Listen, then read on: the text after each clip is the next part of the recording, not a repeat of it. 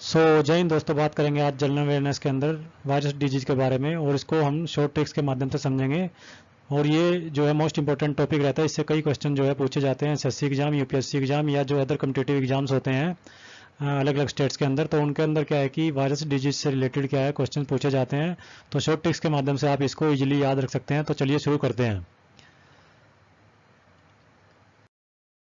तो सबसे पहले हम जान लेते हैं कि विषाणु क्या होते हैं, वायरस क्या होते हैं, उसके बारे में थोड़ा सा देख लेते हैं, समझ लेते हैं। तो विषाणु के बारे में महत्वपूर्ण जानकारी।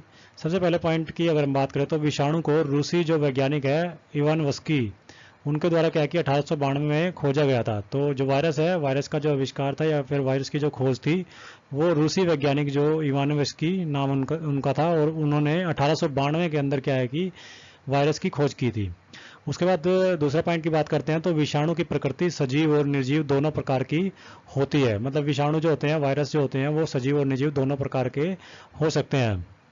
जो निर्जीव प्रकार के जो विषाणु होते हैं वो जैसे ही ह्यूमन बॉडी या फिर किसी बॉडी के अंदर प्रवेश करते हैं, जो सजीव होते हैं, तो वो क्या हो जाते हैं, सजीव हो जाते हैं। वो वायरस पहले वो निर्जीव होते हैं। तो इस तरीके से क्या है कि वो सजीव और निर्जीव दोनों प्रकार के विषाणु हो सकते हैं। उसके बाद विषाणु को तंबाकू के मोजेक रोग पर खोज के समय खोजा गया था।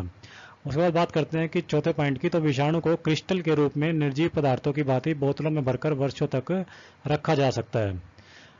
पांचवें पॉइंट की बात करते हैं। तो विषाणु जब भी किसी जीवित कोशिका में पहुंचते हैं तो ये सक्रिय हो जाते हैं और एंजाइम का संश्लेषण करने लगते हैं। जैसा कि मैंने अभी ऊपर भी बात की थी कि कोई निर्जीव जो विषाणु है, अगर वो जीवित कोशिका में पहुंचता है तो वो सक्रिय हो जाता है, सजीव हो जाता है और एंजाइम का संश्लेषण क्या है कि वो करने लगते हैं। उसके बाद विषाणु न्यूक्लिक एसिड और प्रोटीन के बने होते हैं। उसके बाद नेक्स्ट पॉइंट है, जंतुओं में फुट एंड माउथ रोग जो होता है वो विषाणु के कारण ही होता है। तो ये महत्वपूर्ण पॉइंट्स है विषाणु के बारे में, वायरस के बारे में। उसके बाद नेक्स्ट पॉइंट है, विषाणु बिना कोशा के सूक्ष्म जीव होते हैं जो केवल सजीवों में ही सक्रिय होते हैं। उसके बाद विषाणु तीन प्रकार के होते हैं। एक होता है पादप विषाणु, एक होता है जंतु विषाणु और एक होता है बैक्टीरियोफेज।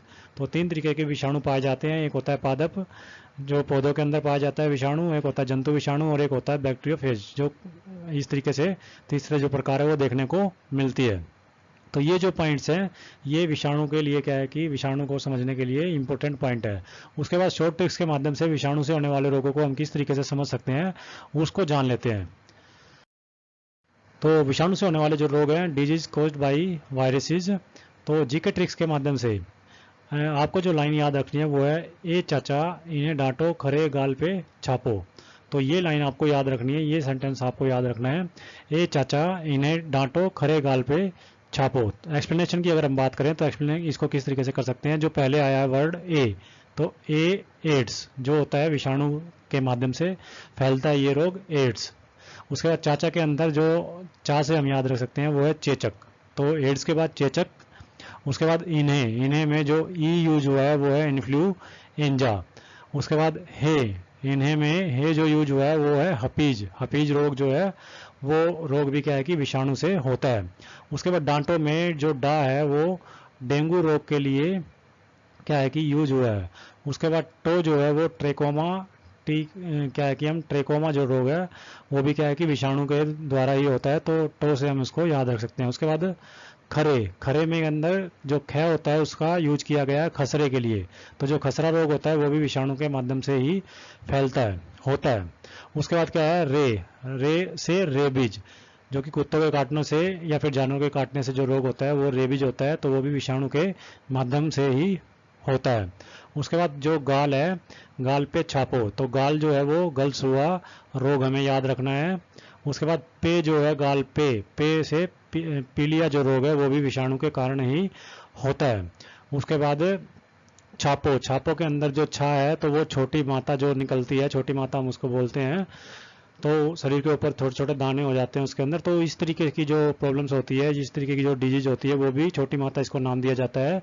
तो ये भी विषाणु के कारण ही होती है। उसके बाद जो पो है, तो पो से पोलियो। तो पोलियो जो रोग है इसके अंदर क्या है कि विकलांगता आ जाती है। तो ये जो रोग है ये भी विषाणु के कारण ही होता है। तो आपको जो सेंटेंस याद रखना है वो है, ए चाचा इन्हें डांटो खरे गाल पे छापो। एक्सप्लेनेशन में हमने बता ही दिया, ए से एड्स, चाचा से चेचक, ई से इन्फ्लुएंजा, हे से हपीज, डा से डेंगू, टो से ट्रोकोमा, और ख से खसरा, रे से रेबीज, गाल से गलसुआ, पे से पिलिया, छा से छोटी माता और पो से पोलियो। तो ये सारे जो रोग है वो विषाणु से होने वाले रोग हैं।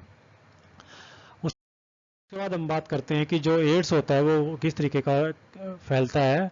तो यह क्या होता है कि घातक रोग होता है जिसका पूर्ण नाम एक्वायर्ड इम्यूनो डेफिशिएंसी सिंड्रोम होता है, और यह रोग HIV ह्यूमन इम्यूनो वायरस के द्वारा फैलता है होता है। तो वायरस का नाम भी हम याद रख सकते हैं इसमें से, HIV ह्यूमन इम्यूनो वायरस के द्वारा क्या है कि ये रोग फैलता है, acquired immuno deficiency syndrome HIV रोग, जिसको एड्स बोला जाता है। उसके बाद जो चेचक रोग है, तो चेचक भी एक विषाणु जनित रोग होता है जो वेरिसोला जोस्टर नामक वायरस के द्वारा फैलता है, और इस रोग में पूरा शरीर प्रभावित होता है। चेचक के टीके का आविष्कार एडवर्ड जेनर ने किया था। तो ये पॉइंट भी आपने याद रखना है कि एडवर्ड जेनर ने क्या है कि चेचक के टीके का क्या किया था, आविष्कार किया था, और ये जो है वेरिसोला जोस्टर नामक वायरस के द्वारा चेचक रोग फैलता है। उसके बाद हर्पीज रोग की अगर हम बात करें तो हर्पीज रोग हर्पीज वायरस के द्वारा ही होता है जो सबसे अधिक बच्चों में फैलता है, और यह रोग क्या करता है, त्वचा और श्लेष्मकला जो होता है उसको बहुत ज़्यादा प्रभावित करता है। तो बच्चों के अंदर बहुत ज़्यादा होता है ये हर्पीज रोग, और हर्पीज वायरस के द्वारा ही फैलता है, और इसके अंदर क्या होता है, त्वचा और जो श्लेष्मकला होती है उसको ये बहुत ज़्यादा प्रभावित करता है। उसके बाद इन्फ्लुएंजा जो रोग है, तो यह विषाणु जनित रोग जो होता है वो ऑर्थोमिक्सो वायरस के द्वारा फैलता है, और जो क्या करता है जो हमारा श्वसन तंत्र होता है, श्वसन तंत्र, तो उसको बहुत ज़्यादा ये क्या करता है, प्रभावित करता है इन्फ्लुएंजा रोग। उसके बाद गलसुआ जो रोग है, तो गलसुआ रोग की अगर हम बात करें तो यह रोग लार ग्रंथियों को प्रभावित करता है तथा जीवन में एक बार यह रोग होता है। उसके बाद बात करते हैं पोलियो की। तो पोलियो रोग के अंदर क्या होता है कि ये पोलियो वायरस के से मुख्यतः क्या है कि बच्चों में होता है। उसके बाद यह रोग क्या है कि तंत्रिका तंत्र जो होता है, हमारा इम्यून सिस्टम जो होता है उसको क्या करता है, प्रभावित करता है। तो तंत्रिका तंत्र को ये रोग प्रभावित करता है, पोलियो वायरस का जो रोग है पोलियो। उसके बाद खसरे की बात करें तो यह एक विषाणु जनित रोग है जो पैरामिक्सो वायरस से बच्चों में फैलता है, और इस रोग में पूरा शरीर प्रभावित होता है। तो खसरा रोग क्या है कि एक विषाणु जनित रोग है जो पैरामिक्सो वायरस के से क्या है कि बच्चों में फैलता है, और इस रोग में पूरा शरीर प्रभावित होता है।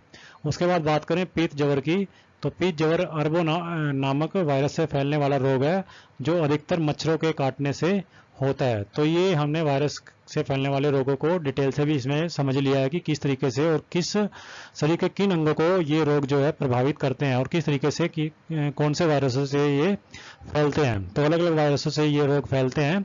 इस तरीके से क्या है कि हम जीके ट्रिक्स के माध्यम से या फिर डिटेल से इसको क्या है कि याद रख सकते हैं वायरस से फैलने वाले रोगों को, और ये मोस्ट इंपॉर्टेंट टॉपिक रहता है SSC एग्जाम या फिर UPSC एग्जाम और जो अदर कॉम्पिटिटिव एग्जाम्स होते हैं उनके लिए। तो वीडियो को ज़्यादा से ज़्यादा लाइक कीजिए एंड शेयर कीजिए। साथ में जीके या जनरल अवेयरनेस और करंट अफेयर्स से जुड़ी जानकारियों के लिए चैनल को सब्सक्राइब करना न भूले। Thank you.